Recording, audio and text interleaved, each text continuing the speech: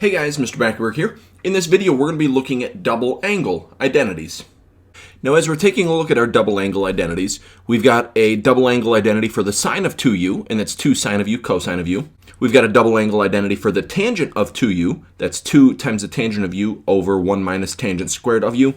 But there's actually 3 different double-angle identities that we can use with the cosine of 2u. And we want to list out all 3 of them because they're actually all useful depending on the context of the problem that we're working on. So there might be times where we need to use this top cosine double-angle formula, but there also might be times where the second or third one is more applicable to us. So for the top one, the cosine of 2u is cosine squared of u minus sine squared of u. For the middle one, we've got the cosine of 2u equals 2 cosine squared of u minus 1. And for our bottom one here, we've got the cosine of 2u equals 1 minus 2 sine squared of u. Now I'm actually going to go through and prove the double angle identity for the sine of 2u. So I'm going to start on the left-hand side. And I can actually think about the sine of 2u as being the sine of u plus u. And then what I can do is I can use my sine sum formula to split this into the sine of u times the cosine of u plus the cosine of u times the sine of u. Now if we notice, basically what we've got happening in here is the exact same thing. They're a little bit out of order, but because we're multiplying, order doesn't really matter. So if we take something and add another copy of itself, then we've really got 2 times the sine of u and the cosine of u. So we have verified that this identity is true using what we already know about our sine sum formula. Now in this example, we're going to look at solving an equation that has a double angle in it. So we're going to solve the equation sine of 2x equals 2 sine of x.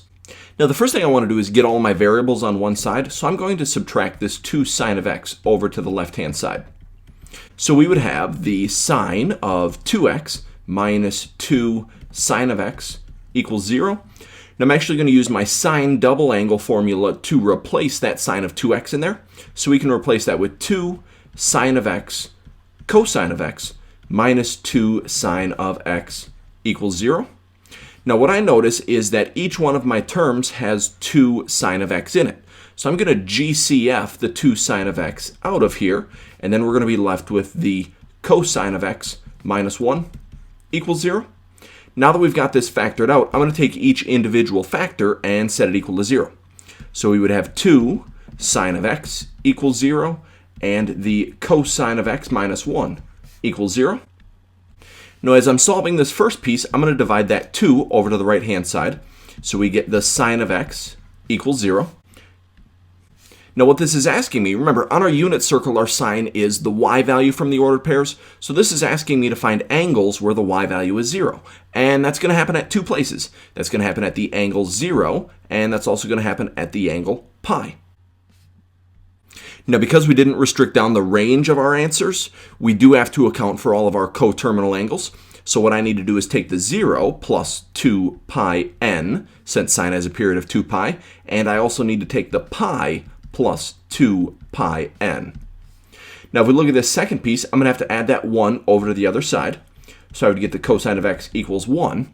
Now the cosine is the x value from the ordered pair, so this is asking me to find angles where the x value is 1. And that only happens at one place, that's at 0, but I already listed out 0 as part of my answer, so it's not necessary to list it out again. So the only answers we've got are that 0 plus 2 pi n, accounting for all the coterminal angles, and the pi plus 2 pi n. That's going to be it for this video. Thanks for watching.